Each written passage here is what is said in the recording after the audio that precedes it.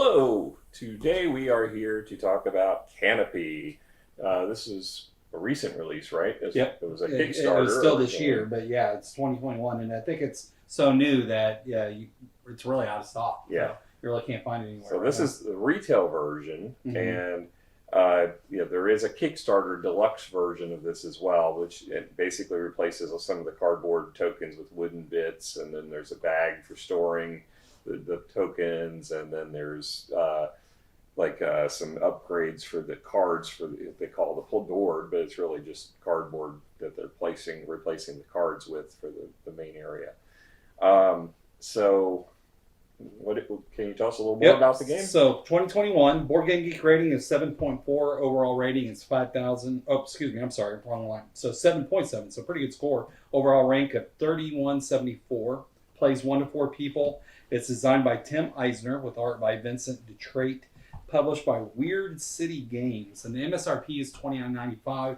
If you can find a copy, I know Board Game Geek on their market had the deluxe version for $38. That's the only one I could see. Okay. So it is a 2-player game as its base, but it does have a 1-player and a 3 and a 4-player variant that you can play. Before we go any further, I should say, make sure you hit the subscribe button and the notification bell so you can see interesting new games like this that come along. That's right. All right, so let's talk about the quality of components. So everything is cards or little tokens. The cards, they don't have a linen finish. They're a little below standard size. Yeah, it's like the mini European size, I would say, maybe a little bit bigger than that. Yeah. But the thickness isn't too bad. No, thickness isn't bad, but there's no texture. The cardboard chits are fine. They're not. Yeah, they're nothing special. They're not super thick. They're not super thick, and they don't look super special either. They're No. standard kind of green. But it is a small box game. It is. Yeah, the animal tokens are same kind of cardboard, but they're kind of neat looking. But a little bit more realistic picture of the animals on them. Yeah, but as far as actual quality, I can't see giving this probably more than a 5. I think is about. Right. Yeah, maybe a 5.5, just because the cardstock is a little bit better than usual. So I might go just a little bit higher. Okay. As far as theme, I mean, it's a rainforest theme, and you're building out a canopy, which is the name of trees in your forest. Which it's a fun animal theme. If you like animals, who doesn't? Right. Most everyone loves animals. It's a fun and environmentally friendly type of game. I mean, I think the thing it's got going for it's the artwork. Yeah. I mean, the trees look really cool. The artwork for the animal cards are really colorful and stuff. Yeah, they're very bright. Yeah, and they're you can read them easily, and the art's really nice in this game. So yeah, I mean, I agree. The art is pretty. It almost looks photographic, but it does, but it's not. not. It's either painted or hand drawn. You can't really tell which, but it's really nice art. So yeah, as far as because of the looks of it, I'll probably go ahead and give it a 7. Is where I think I'm at. I agree. I think a 7 would be a good score. All right, moving on to the rule book. So the rule book, first of all, the box being small, it's folded halfway through, and he doesn't like to fold out. Yeah, it's definitely a centerfold. It's a 4x4 page one. And then there's also a second one in the book. And it was a little confusing because it's like you kept grabbing the wrong one. Yeah. The other one is actually the glossary and the appendix for all the cards, and then the solo and 3 and 4 player rules. They're all on this other one that doesn't have a cover. And be aware too, if you do 3 or 4 player, you're going to need a lot of table space because this is just the 2-player version. Yeah. And we used quite a bit of space at the table. Yeah. And we flipped it to the other side of the table, which you don't generally see. So this is a special treat for you. You get to see the other side of the table, so that we'd have easier time picking the cards up off the table.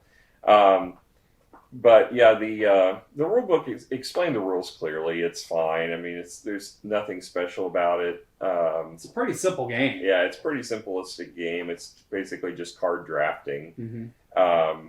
So yeah, The rules did fine. I'll give them a 7. Just because Okay. I mean, there wasn't much they could do wrong. There was no having to go back, and I think the only time we had to go back was This during scoring. for to yeah make sure. clarification of some of the cards, the score. That was it. Yeah, I mean, there was a few things that I think they left ambiguous, like the card that we saw with the negative victory points. Yeah. How do you They had- actually?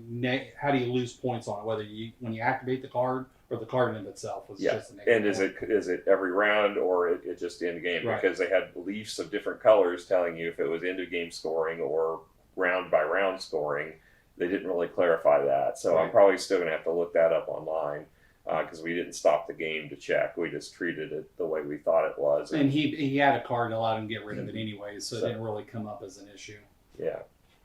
So, all in all, they were pretty good rules. I do want to look at one issue up, and then just making sure that every time we did the scoring to Right. make sure we got it right, we checked it. And then, as he mentioned too, the rulebook talked about several variants, and there was actually some cards we didn't use that were Yeah. advanced. And there was like an event deck, and honestly, I think we could have played it just fine. Yeah. And the rules cover those pretty well too. But yeah, I like the fact that you get a game that has, especially something like this, is Yeah. so small, but you get additional add-ons in Mhm. the game, or you can add them in at your leisure. So you get expansion for free inside Right. the game, which is nice. So I think 7's a good score on the rules. Okay. So moving on to gameplay. So the gameplay is super easy.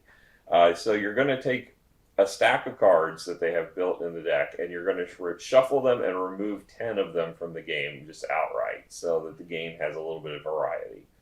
Then you're going to take the sections, the deck you have left, and section it into 3 different partitions of approximately equal size. Yeah, it didn't say you had to be specific; just said approximate. And those are going to represent the 3 rounds of the game. There's a current season, season 2, and season 3, and you separate them. And that's really all these dividers are for.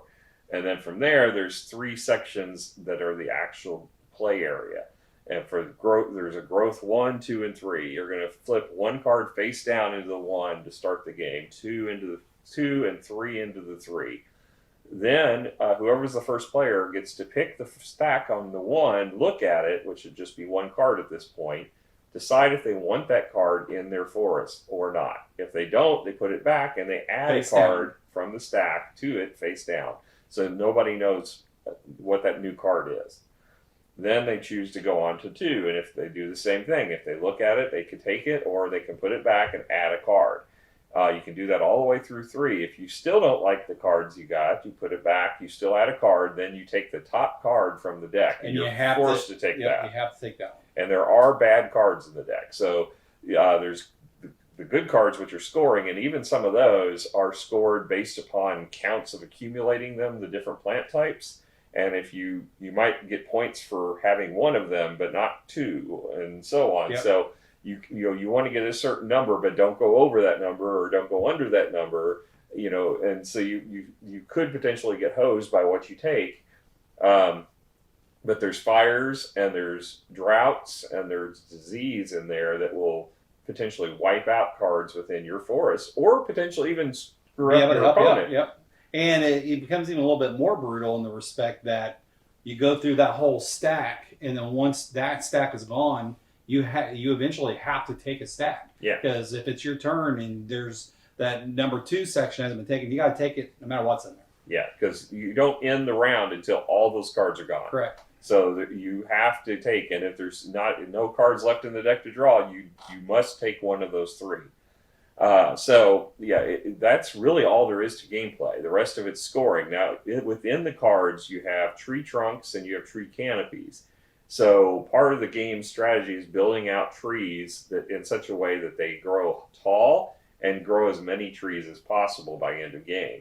You get points for each trunk you add to a tree. So you're lucky. Yeah. Yeah. And then the canopies have a multiplier based upon Right. how many trunks you have in the tree. So getting a really tall tree is great if you get a canopy.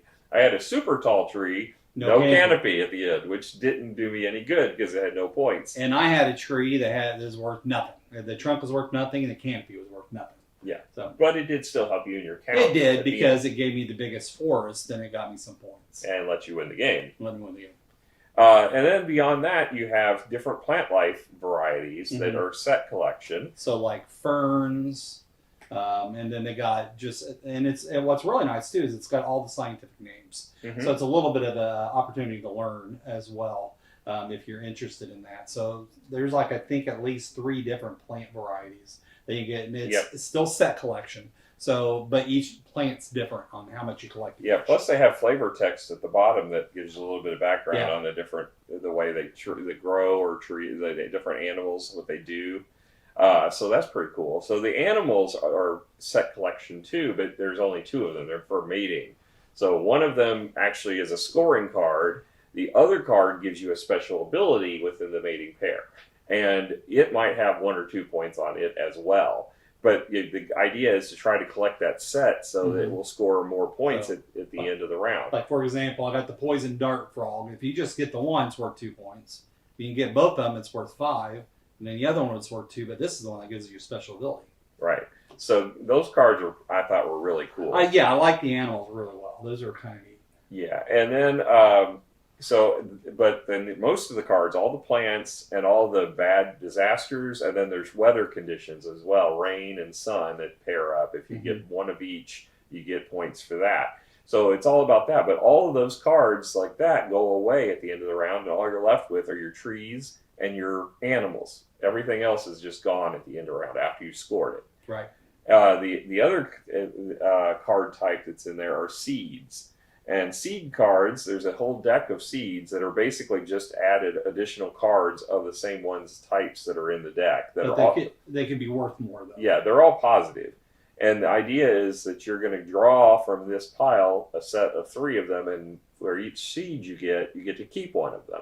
So you can add on before you're scoring to increase your forest. And what's kind of cool too is one of the mechanics is the fire. So thematically, when fires ruin a forest, it can help a forest too because it nourishes the soil and causes new growth to happen. Yep. And the same thing happens in this game. It allows you to draw extra new seedling cards that now you don't get to keep anymore unless you have seed cards in play. Yeah. But it allows you to draw more and be able to pick better cards potentially out of that. For just a moment, I thought I was on National Geographic. Just a second. Just a second. Then you lost me. Go back into the game.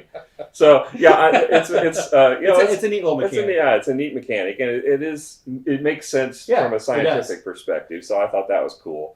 And then at the end, you just add up the points each round, get rid of the cards for the next round, and then you set up again with the next pile for season 2. Yeah, like Randy said, the only thing you keep is your scored, any of the trees, even if you score them or not, you keep those because that counts towards end of season scoring and end of game scoring, and then your animals. Everything else with the little moon on the bottom gets sent back into the discard pile. And then these little animal tokens, when you score a tree, you put them on there just to mark that tree has been scored, so the next round you don't accidentally score it again. That's really the only purpose they have. And there is, for the tallest tree of each round, there's a bonus of 3 to 5 points depending on the round. And then at the end of the game, there's a 10-point bonus for having the most trees that are complete in your forest. So that's really all there is to it. You just add up the points at the end. And guess who wins the game? The person with the highest point count. That's right. Who knows the most about National Geographic? So it was me this time. Yes. So, yeah, I thought it was an interesting little game for being... And that's saying a lot for a small box game. Yeah, I do not like small box games, and I typically don't like 2-player games. But, for this one, I thought it was an easy little quick game. It's easy, quick, and it's interesting, and I like the flavor, and I like all the information that you can learn from it, too. Yeah. I mean, it's pretty, it's educational, and, it's got a little bit of fun. I don't think it's super exciting, but it was not bad. No, but I think you can get Sarah to like it. Yeah, well, I'm sure. Yeah, just the trees alone, probably, and the animals. Yeah. She'll probably dig it. So, I'll probably go ahead and give this a 6.5. I think is where I'm at. I think I'll go just a little bit higher. I think it's a 7-point game. I think it's got a little bit more depth to it with the advanced cards that we didn't really look at. So I think that could add a little bit to it, and it could add a little bit more meanness to it too, which might make it even a little bit better. Yeah, because I know one of them said it was a jaguar that actually eats one of the animals from the other person. So that might add it a little bit extra, then maybe make it kind of knock it over. So I want to go on a limb. Oh boy! And give it a 7. All right. Well, I'll spare you any more bad puns, and we'll end it here. So, hopefully you'll join us next time so we can get more of Rob's educational commentary. That's right. And see you then. And if we don't see you before then, have a Merry Christmas. Bye. Bye.